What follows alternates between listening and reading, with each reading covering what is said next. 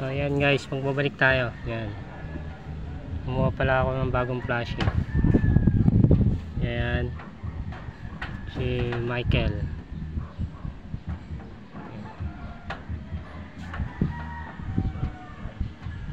Nakikita nyo may hawak siyang lapis. Inukita niya yan kung saan ko tatabasan. Ayan.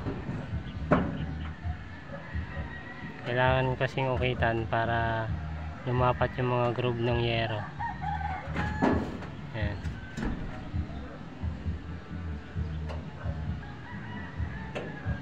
Ang gamit nga pala namin text screw Uno. Ayan. Ang galing nga mag-drawing. Oh, dandahan. Ayan. Guys, makikita mo talaga yung San Pedro pag nalaglag ka dito.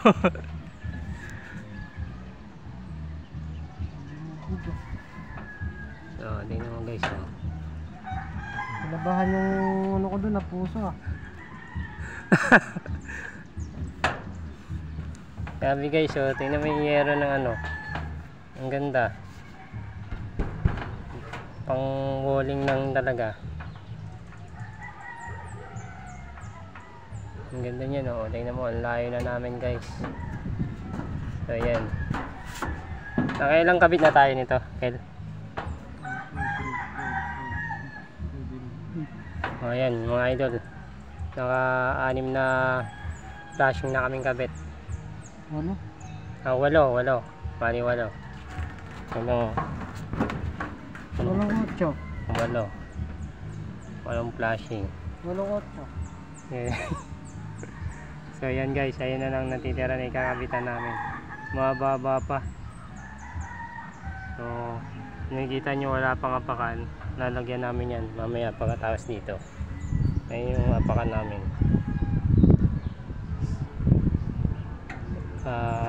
Yung tawag dyan? Parlina.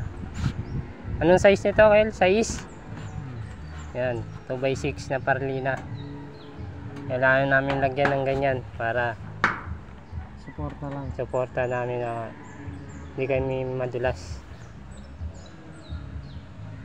Tingnan mo naman kasi guys, oh. Tingnan mo kung makikita nyo ang lalim niyan, oh.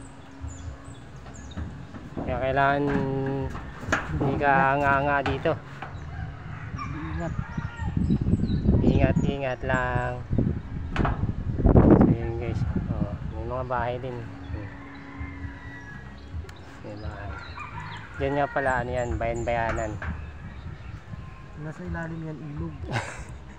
Yung nasa ilalim yan, ewan ko dyan kung buhay na ilog yan o patay na ilog. Basta bangin. Basta bangin yan. Bangin yan. So yan na idol. Yan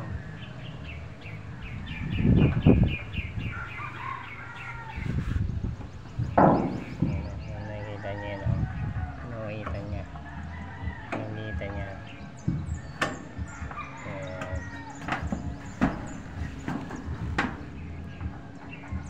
Pattern yan sa groove. So ayan guys, lapit na siya matapos. Bali mamaya na lang ulit.